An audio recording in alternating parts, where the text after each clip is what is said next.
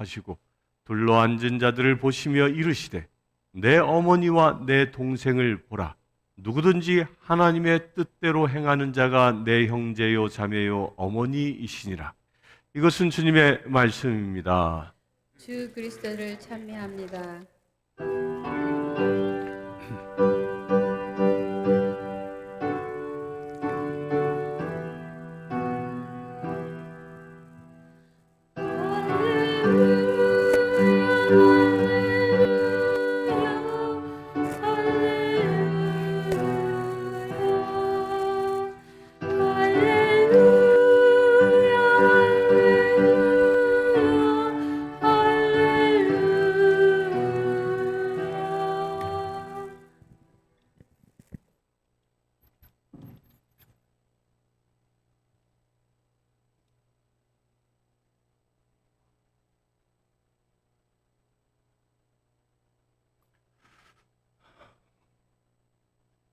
성부와 성자와 성령의 이름으로 말씀드립니다. 다시 한번 성부와 성자와 성령의 이름으로 말씀드립니다.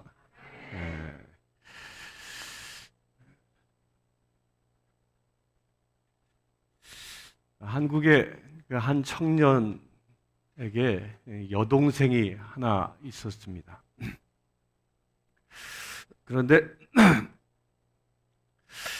그 부모님이 그 여동생을 이 불신자하고 결혼시키려고 계획했습니다. 그래서 이 청년은 신앙이 돈독했기 때문에 자기 여동생이 불신자와 결혼한 것을 아주 극렬하게 반대했습니다. 왜죠? 성경에 불신자와 짝짓지 말라라고 했기 때문이죠. 그러나 그 부모님의 뜻대로 그 결혼은 억지로 강행되었습니다. 그래서 그 청년은 결혼식장에 가지 않았습니다. 그 부모님은 화가 굉장히 나서 괘씸하다 하며 그 아들을 불러서 500만 원을 주고 그 청년을 너는 이제 내 호적에서 판다, 나가라! 집을 쫓아버렸습니다. 이 쫓겨난 이 아들, 이 청년은 그 500만 원을 들고 한국의 서울에 가면 그 이화여대라고 있죠. 그 이화여대 앞 골목에다가 그 2평 남짓 되는 가게를 얻어서 거기에다가 옷가게를 열었습니다. 옷 장사를 시작한 거죠. 그때 그 청년은 개업 예배를 드릴 때 그는 철저히 하나님 중심으로 이 가게를 운영하겠다라고 서약을 합니다. 첫 이 개업 예배 때요. 그리고 그 청년은 이렇게 기도했다고 합니다. 나는 하나님만 의지합니다. 하나님, 날 도우소서. 이 사업을 축복하여 주옵소서. 이 사업을 통한 이익을 통하여 하나님의 선교 사역을 감당하길 원합니다. 지금은 500만 원으로 시작된 이 사업이지만 10년 후에는 1000억의 매출을 이루게 해 주시옵소서 라고 기도했답니다. 황당하기 그지없는 기도인 것 같지요. 500만 원 가지고 10년 후에 1000억? 이거 도둑놈 심보도 이런 도둑놈 심보가 어디 있겠습니까? 그런데 놀라운 게 그는 그렇게 개업 예배를 드린 이후부터 하루도 빠지지 않고 철저하게 하나님 중심으로 사업을 시작했습니다. 하루도 빠지지 않고 가게 문을 열 때 기도로 시작을 했고 가게 문을 닫을 때 기도로 마감하며 하나님께 예배로 시작하여 예배로 끝냈습니다. 놀라운 것은 이 2평 난집에서 시작되어진 이 작은 점포가 점점 커지게 되어져서요. 대한민국 전국에 프랜차이즈점을 만들기 시작하는데 그렇게 생겨난 점포들이 여러분들도 기억하실 겁니다. 언더우드, 브렌타노, 헌트 등의 이런 계열 회사들을 거느리는 거대한 기업이 됩니다. 그리고 그 기업을 또 대리점들을 그 계약을 하고 내주면서 계약을 어떻게 했냐면 11조를 하지 않으면 대리점 계약을 끊겠다. 또 주일 성수하지 않아도, 주일날 문 닫지 않아도 물건 공급을 중단하겠다. 그래서 그때 당시에 이 점포들은요, 주일날은 다 셔터가 내려져 있습니다. 그리고 거기에 뭐라고 써 있냐면 주일은 쉽니다 라고. 이렇게 사업하는 그를, 어쩌면 옷장사는 가장 옷을 많이 팔리는 날이 언제예요? 주일날이죠. 일요일날. 그런데 그 대목을 포기해버린 것이죠. 그렇게 포기하고 하나님의 원칙대로 사업을 했던 그 사업을 하나님이 어떻게 하셨을까요? 하나님이 축복하셨습니다. 하나님께서는 그에게 개업 예배 때 드렸던 그 기도를 기억하시고요. 그 기도대로 살아가는 모습을 또한 지켜보시고 정확히 10년 후에 1989년도에 연 매출이 1,000억에 이르는 기적을 일구었다고 합니다. 10년 후에 1,000억이었고요. 또 1년이 지나서 1990년도에는 매출액이 얼마까지 느냐면 3,800억까지 늘어납니다. 또 1년이 지나서 매출액이 얼마가 더 늘었을까요? 여러분도 한번 상상해 보십시오. 1년 만에 얼마가 늘었을까? 1년 전에는 38억 매출이었는데 91년, 단 1년 만에 7천억 매출을 달성합니다. 기적 중에 기적이죠. 이것이 바로 대한민국의 이랜드라는 그 그룹 창업자이신 김성수 장로님의 이야기입니다. 이 김성수 장로님은 그 신입사원을 뽑을 때 면접하지 않습니까? 면접할 때 이 그룹 회장이 직접 면접을 한대요. 근데 면접할 때 질문이 뭔지 아세요? 제일 첫 번째 질문, 교회 다니십니까? 그런데 그럼 교회 다닌다 그러면 그럼 당신의 신앙 고백을 해 주십시오. 신앙 고백을 듣고 그걸 다 들으면 오케이 나가라고 그러고, 교회 안 나가는데요 그러면 전도한대요. 전도한대요. 그래서 내가 예수 믿겠습니다라고 결단하면 오케이 하고, 그럼에도 불구하고 나 안 믿겠습니다 그러면 나가십시오 이렇게 얘기한다는 거예요. 이렇게 회사를 출발하였고 이렇게 하나님의 원칙대로 회사를 경영한 그를, 주님께서는 그를 하나님의 자녀로 붙들어 주셨고 또한 그에게 필요한 모든 것을 공급해 주시는 것입니다. 이것이 하나님의 자녀된 자의 특권입니다. 축복입니다. 사랑하는 성도 여러분, 여러분들에게도 이처럼 하나님의 자녀로 하나님께 붙어있는, 박성수 이 회장이 하나님께 붙어서 사업을 크게 성공한 것처럼 여러분들 인생도, 남은 인생도 하나님께 붙어 있어서 남은 인생은 성공의 삶, 행복의 삶 되길 축원합니다. 행복해지고 싶은 분이 별로 없는 것 같아요. 두 분만 하면 하는데 모두 행복해지시길 축원합니다. 지금 시대는 갈수록 개인화되어지는 시대가 되면서 이 사람들이 개별화되어짐과 동시에 공동체를 이루고자 하는 마음들이 이렇게 생겨납니다. 갈망이 생깁니다. 그래서 공동체에 대한 관심이 지금 이 시대에는 어느 때보다도 굉장히 뜨겁습니다. 미국은 여기서 보니까 이 공동체로 굉장히 중요하게 여기는 게 이 골프 모임이더라고요. 골프 모임. 골프 멤버들과의 약속은 그 어느 것보다 중요하게 여기더라고요. 그래서 사람들은 그런 골프 모임, 팬클럽, 취미, 동창회, 지역 모임, 이런 것들을 통해서 내가 어딘가에 소속되기를 원합니다. 교회만큼 공동체를 또한 강조하는 것도 없습니다. 교회야말로 하나님의 나라를 경험하는 가족 공동체입니다. 우리 옆 사람을 보면서 이렇게 합시다. 형제님이면 나의 형제입니다. 자매님이면 나의 자매님입니다. 시작. 우리는 형제 자매인 겁니다. 왜? 우리는 가족 공동체이기 때문입니다. 우리가 구역 모임을 하는 이유도요, 교회의 본질을 온전히 경험하기 위해서입니다. 구역 모임은 단순히 예배만 드리는 게 아니라 우리가 한 가족 되었음을 확인하는 그런 모임입니다. 하지만 교회를 다님에도 교회가 세상 동호회만큼 소속감도 주지 못하고 모임의 우선순위에서 밀리는 사람도 안타깝게 있습니다. 교회 모임보다 세상 모임을 우선시하는 사람도 있지요. 심지어 교회 안에서 끼리끼리 문화에 상처받아 힘들어하는 사람 또한 있습니다. 그러면 어떻게 하면 우리 교회가 세상 그 무엇과도 비교할 수 없는 하나님의 나라를 경험하는 그런 가족 공동체가 될 수 있겠습니까? 오늘 본문에서 예수님은 자신의 제자들을 중심으로 한 이 새로운 공동체가 자신의 진정한 가족이라고 말합니다. 본문의 배경이 오늘 말씀 첫 구절이었던 20절에 이렇게 기록되어져 있습니다.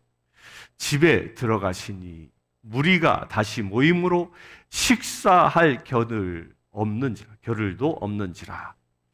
예수님께서요, 산 위에서 12 제자들을 임명하십니다. 오늘 말씀 앞부분에 나오는 이야기 읽지는 않았지만 산에 올라가서 12 제자를 임명하시고 이제 갈릴리아로 다시 돌아오셔서 그 2차 이제 12 제자들과 더불어 제2차 갈릴리 사역을 시작하는 그 시점이 오늘 본문의 말씀이에요. 여기서 이 집은 마가복음 1장 29절과 2장 1절에서 언급된 갈릴리 지역의 그 전초기지 역할을 했던, 아마도 성경학자들은 베드로의 집이었을 것이다 라고 예상합니다. 많은 무리로 인해 그 집에 왔음에도 불구하고 사람들이 몰려드니까 식사할 겨를도 없을 만큼 제자들과 함께 하나님의 나라를 세워가는 그 사역에 예수님과 제자들은 열중하였습니다. 피곤할 만큼 과도한 사역의 연속이었습니다. 그럴 때 예수님의 대적자들로 인한 이상한 소문이 돌기 시작합니다. 어떤 소문입니까? 미쳤다. 귀신 들렸다. 우리도 그렇지 않습니까? 여러분들 예수님에게 미쳐보셨습니까? 믿지 않는 사람들에게 여러분들 저 사람은 예수에게 미친 사람이야 라는 소리를 들을 수 있게 되길 축원합니다. 예수님은 하나님께 미쳐요. 그걸 보고 하나님은 보지 못하고 사람들이 미쳤다라고 손가락질했던 것이죠. 제자들에게는 처음 부름받았을 때의 감격 후에 다시 한번 예수님이 어떤 분인지에 대한 환기가 필요했습니다. 우리에게도 주님을 위해 충성스럽게 섬기다가도 예수님이 어떤 분인지, 교회의 존재 이유가 무엇인지에 대한 본질적인 질문과 이에 대한 믿음의 고백이 필요합니다. 본문에서 마가가 자주 사용하는 기록 형식이 있는데 그걸 보고 샌드위치 구조라고 얘기합니다. 이 샌드위치 구조는요, 하나의 이야기를 하는 그 중간에 마치 샌드위치처럼 다른 이야기를 이렇게 쏙 삽입함으로 그 전체 이야기를 아주 강조하는 겁니다. 오늘 이야기를 봐도 처음에 가족 이야기가 나옵니다. 마지막에 가족 이야기가 나오고 중간에 이 예루살렘 사람들 이야기가 나오죠. 그래서 본문에는 예수님이 미쳤다는 소문을 듣고 찾아온 친족들에 대한 이야기 가운데 예수님이 귀신 들렸다고 주장하는 이 서기관들의 이야기가 이렇게 가운데 삽입되어져 있는 구조입니다. 예수님의 대적자들처럼 예수님의 가족들도 예수님의 사역을 방해하고 있음을 강조하고 있는 겁니다. 진리를 깨달아야 마땅하지만 그 가족들도 진리를 깨닫지 못하고 있음을 보여줍니다. 가장 율법을 많이 연구했던 자들도 그 서기관들이죠. 가장 예수님과 가까이 있었던 그 친족들도 진정으로 예수님을 알아보지 못하고 있는 것입니다. 이들을 향한 안타까움으로 하나님의 나라의 진정한 가족으로 들어올 수 있도록 초대하고 있는 말씀이 또한 오늘 본문입니다. 그래서 본문을 통해서 하나님 나라의 진정한 가족은 어떤 사람들인지 한번 나누어 보기를 원합니다. 첫 번째로는요, 어떤 사람이 하나님 나라의 가족이냐? 첫 번째는 성령으로 거듭나야 한다. 절 따라합시다. 성령으로 거듭납시다. 성령으로 거듭나지 아니하면요, 예수님을 구원자로 볼 수 없기 때문입니다. 오직 성령이 내게 임하여 거듭났을 때에만 예수님을 구주로 고백할 수 있습니다. 또한 성령으로 나지 못하면 영적인 눈이 없어서 하나님의 나라의 가치를 볼 수 없기 때문입니다. 예수님의 친족들이 듣고 그를 붙들러 오니 이는 그가 미쳤다 하미러라. 이 말씀, 이 하미러라, 그들이 말했다. 이 똑같이 동일한 동사를 21절과 22절과 30절에서 반복해서 사용합니다. 왜 성경을 이렇게 썼을까요? 사람들의 말에 영향을 받은 예수님의 가족의 모습을 아주 강조하기 위해서입니다. 예수님과 더불어 30년을 산 사람들조차도 예수를 미쳤다라고 얘기합니다. 그 예수님의 친족들이 미쳤다, 귀신 들렸다. 또한 바리새인과 이 서기관들도 예수님을 인정하기 싫어서 계속적으로 모함합니다.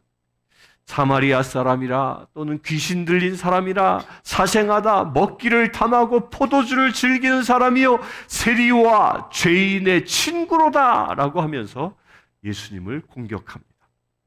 그 예수님의 사역은 능력 있는 사역이었고 또한 영혼을 향한 열정적인 사랑의 사역이었지만 사람들의 말을 들으니 예수님이 그렇게 보이게 된 것입니다. 이게 소문이 무서워요. 사람들은요, 좋은 소문은 귀담아 듣지 않습니다. 아주 빨리 잊어버려. 조금 반응하면 질투해. 그런데 나쁜 소문은요, 뼛속까지도 새겨놔, 아주 그냥. 그리고 말하지 못하면 막 입이 건질건질해서 못 견디는 게 사람 아닙니까? 사단이 2000년 전에도요, 똑같이 그것을 안 거예요. 그래서 그런 나쁜 소문들을 퍼뜨리는 거죠. 진실과 관계없이. 영적인 분별력이 없는 자들은 사람들의 말에 이렇게 휩쓸리게 된다는 거예요. 무엇이 진리인지 그 관계없는 겁니다. 소문을 즐기는 사람들은요, 진리 여부는 전혀 관계하지 않아요. 교회가 힘들어지는 많은 이유가요, 이처럼 말 때문에 일어납니다. 영적 분별력이 있는 사람은 함부로 말하지도 않고요, 함부로 잘못된 말에 귀를 기울여 흔들리지도 않습니다. 교회 안에서 거듭나지 않은 사람들이 있으면 문제가 일어납니다. 왜? 거꾸로 하니까.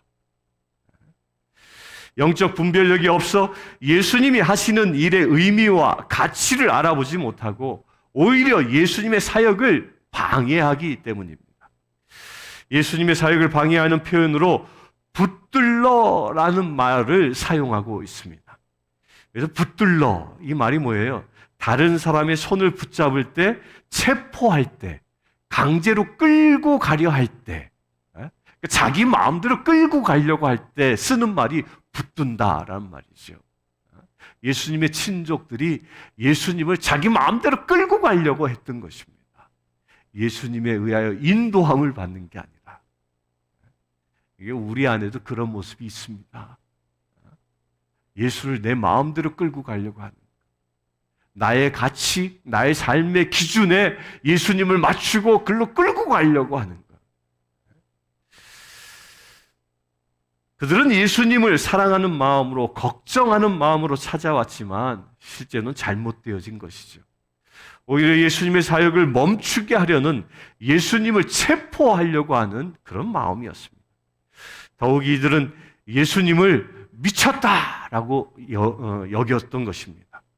이것은 예수님에 대한 개인적인 관심은 있지만 예수님이 오신 목적을 헤아리지 못했기 때문입니다. 하나님의 일은 성령으로만 분별할 수 있기 때문입니다. 예수님의 친족들은 이 성령의 분별력이 없었던 겁니다. 그러므로 교회가 하나님의 나라를 경험하는 공동체가 되기 위해서 그 무엇보다도 성령으로 거듭나게 하는데 그 모든 초점과 노력이 기울여져야 하는 겁니다. 그래서 제가 이곳에서 새벽마다 그 새벽 기도하면서 처음에 기도할 때 여러분들 빼놓지 않고 하는 기도가 기억나시는 분 있습니까? 뭘 빼놓지 않고 기도합니까? 지금 이 시간 기도하는 분들에게 성령 충만함이 임하게 해주십시오. 그걸 왜 빼놓지 않고 하냐면 그것이 정말 중요하기 때문입니다. 성령의 사역이 없으면 교회가 교회될 수 없기 때문인 겁니다. 여러분들 성령의 능력을 얻게 되시길 축원합니다. 고린도전서 2장 13절에 보면 우리가 이것을 말하거니와 사람의 지혜가 가르친 말로 아니하고 오직 성령께서 가르친 것으로 하니 영적인 일은 영적인 것으로 분별하느니라. 오직 성령으로 하나님의 일이 분별되는 것입니다. 지금 우리도 마찬가지입니다. 우리가 예수님처럼 살려고 한다면 미쳤다는 소리를 듣지 않겠습니까? 여러분들 그렇게 그런 소리를 듣게 되길 축원합니다. 사람들은 우리를 미쳤다 여긴다면 하나님은 우리들을 잘한다 여기시는 겁니다. 아멘이십니까? 내가 살기도 바쁜데 성경 읽을 시간이 어디 있습니까? 내가 살기도 바쁜데 기도할 시간이 어디 있습니까? 내가 쓰기도 모자르는데 11조 드릴 돈이 어디 있습니까? 이런저런 핑계를 대가며 적당히 살려 하고는 있지 않습니까? 이 모든 것은 성령으로 거듭나지 못했을 때 나타나는 현상입니다. 사랑하는 성도 여러분, 성령으로 거듭나시길 축원합니다. 성령 충만하시길 축원합니다. 성령으로 거듭날 때 예수님을 거스르는 자가 아니라 예수님께 순종하는 삶을 살 수 있기 때문입니다. 우리 교회가 진정 회심을 통하여 성령으로 거듭난 사람들의 공동체가 되기를 이 시간 축원합니다. 그렇게 될 때 우리가 인간적이고 세상의 가치를 뛰어넘는 하나님의 나라의 가족 공동체가 될 수 있는 것입니다. 그렇게 될 수 있게 되길 바랍니다. 두 번째로 예수님의 통치를 받아야 합니다. 따라합시다. 예수님의 통치를 받읍시다. 시작. 예수님의 대적자들은 예수님의 권위를 인정하기 싫기 때문에 예수님을 귀신의 왕이라고 왕의 힘을 입었다라고 모함했습니다. 예수님께 누명을 씌워서 예수님의 권위를 제거하려 했던 것입니다. 그래서 오늘 말씀 23절에 예루살렘에서 내려온 선들은 그가 바알세불이 짚혔다 하며 또 귀신의 왕을 힘입어 귀신을 쫓아낸다 하니 라고 말하면서요. 그 첫 서두를 마가복음은 예루살렘에서 내려온이라는 것을 강조하고 있습니다. 다른 복음서보다 이 마가복음서에서는 예루살렘에서 내려온 사람들을 예수님의 대적자로 강조하고 있습니다. 예루살렘이 하나님이 임재하는 성전의 기능을 상실하고 그들은 종교를 기반으로 한 권력이 지배하는 곳이 되었음을 강조하고 알려주기 위함입니다. 앞으로 예수님의 사역도 종교 권력으로 찾아온 예루살렘 사람들의 반대를 맞게 될 것이며 결국 예루살렘이 최종 투쟁지가 될 것임을 마가복음은 암시하고 있는 겁니다. 예루살렘의 이 서기관들은 그들의 종교적인 문제로 예수님과 갈등했고 논쟁을 일으켰습니다. 예루살렘의 서기관들은 지극히 종교적인 사람들이었기 때문입니다. 종교인은 자신의 안전을 추구합니다. 종교인은 변화를 거부합니다. 종교인은 자신의 위치만을 고수하려 합니다. 종교인은 자존심을 중요시합니다. 그러나 예수님의 가르침은요, 종교적이지 않습니다. 가치관의 변화를 일으키고 삶의 변화를 일으키는 능력이 있습니다. 그 말씀의 능력을 믿으시길 바랍니다. 복음서는 이러한 갈등 속에서 중립을 지키는 것은 불가능하다고 말씀합니다. 예수님을 보고 그분의 말을 듣는 사람은 선택해야만 하기 때문입니다. 자신의 통치자의 위치에 있을 때에 자신이 통치자의 위치에 있을 것인지 아니면 예수님의 통치를 받아들일 것인지를 선택해야 합니다. 오늘 본문에서 예수님은 사탄이 스스로 분쟁하면 망한다고 말하며 자신은 사단의 권세를 무너뜨리러 온 분이라고 말씀하십니다. 그래서 27절에 사람이 먼저 강한 자를 결박하지 않고는 그 강한 자의 집에 들어가 세간을 강탈하지 못하리니 결박한 후에야 그 집을 강탈하리라. 우리는 하나님의 나라의 가족이든지 사단에 속한 자이든지 둘 중 하나여야 한다는 말입니다. 우리는 치열한 영적 전쟁 가운데 있습니다. 예수님만이 사단의 권세를 정복할 수 있는 강한 자임을 믿으시길 바랍니다. 우리가 예수님 안에 있다면 우리도 사단의 권세로부터 승리할 수 있습니다. 승리하길 축원합니다. 요한일서 3장 8절에 보면 죄 짓는 자는 마귀에 속하나니 마귀는 처음부터 범죄함이라 하나님의 아들이 나타난 것은 마귀의 일을 멸하려 하심이니라. 아멘이십니까? 아멘이십니까? 교회의 잡다한 문제는 예수님의 통치 앞에 무릎 꿇지 못하는 사람들을 통해서 일어납니다. 교회는 예수님께 충성을 고백하는 그런 공동체가 되어야 합니다. 오직 예수님께만 충성하십시오. 아멘 한 분만 하시네. 오직 예수님께만 충성하십시오.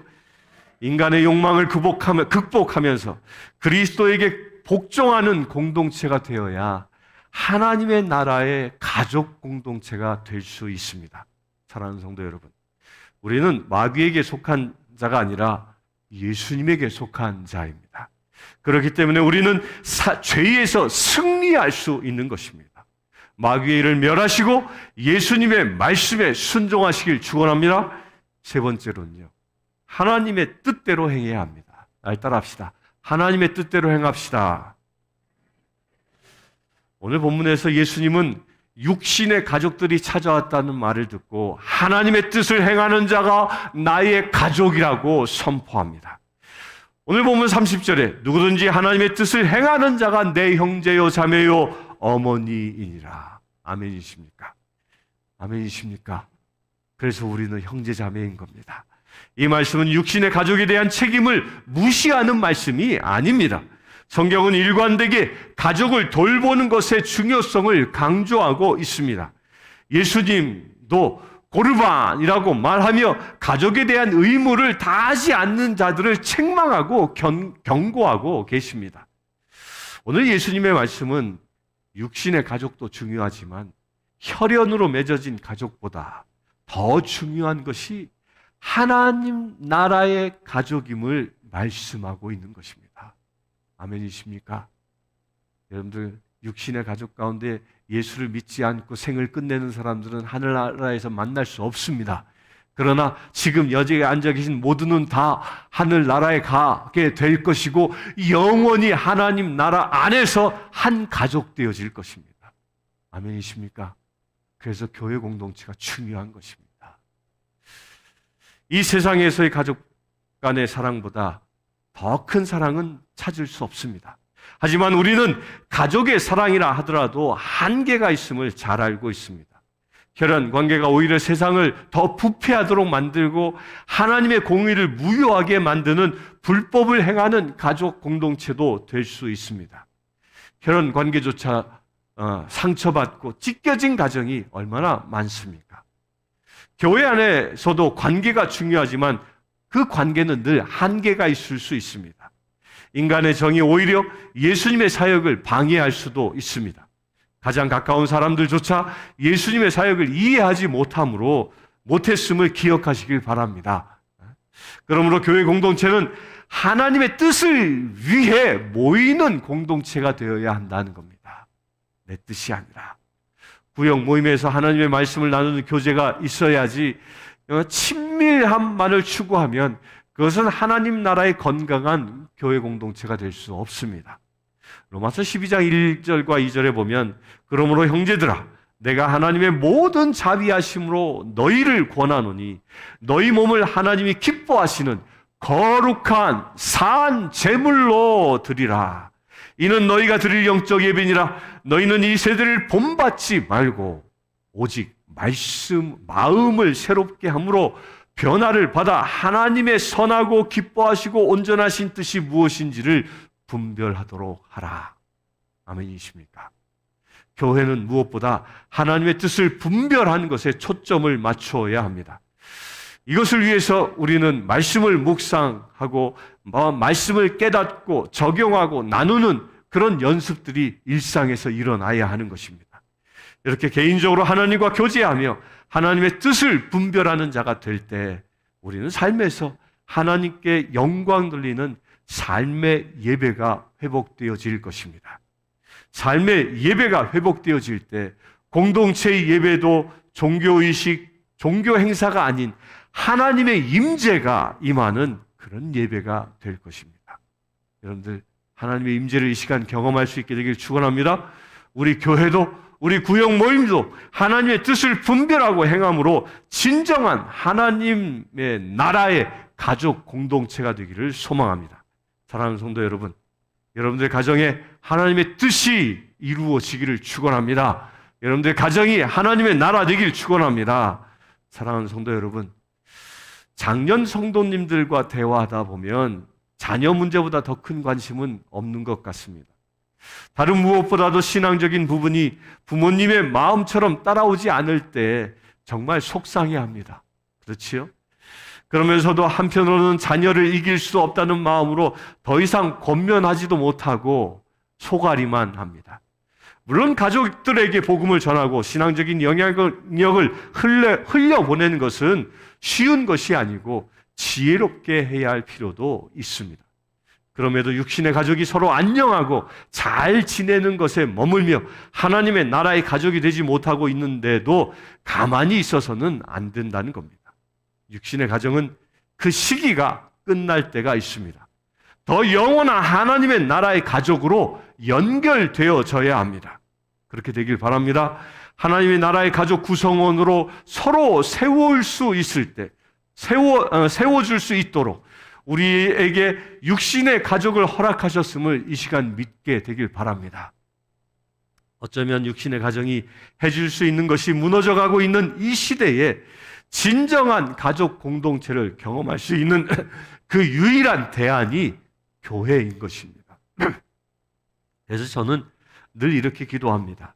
우리 교회가 모든 세대가 모여 예배하는 공동체 되기를 소망하며 기도합니다. 그렇게 되길 축원합니다. 온 가족이 모여 예배하는 교회 되길 축원합니다. 우리 교회가 하나님의 나라의 가족 공동체가 되어지는 것입니다. 그렇게 되길 축원합니다.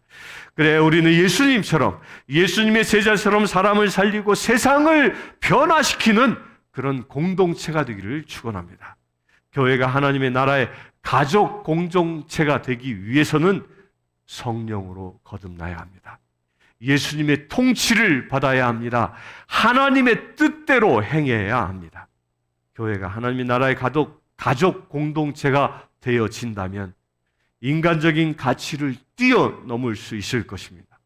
우리 교회도 우리 구역 모임도 여러분들의 가정도 이런 건강한 하나님 나라의 가족 공동체가 될 수 있기를 소망하며 함께 기도하고 동역하는 저와 여러분들 되시길 주님의 이름으로 축원합니다. 잠시 기도합니다.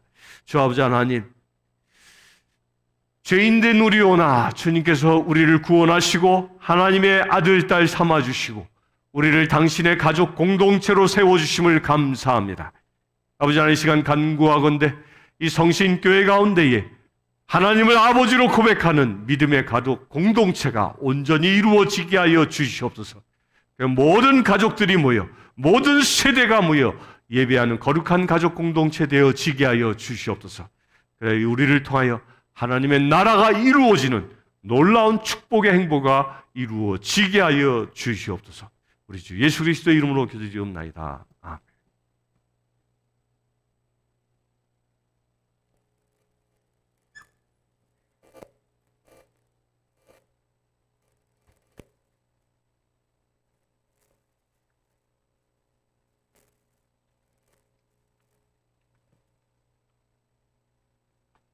니게아 신경으로 우리의 믿음을 고백합시다. 우리는 믿나이다. 한 분이신 전능하신 하나님, 하늘과 땅과 이 무용한 만물의 창조주를 성부를 믿나이다. 오직 한 분이신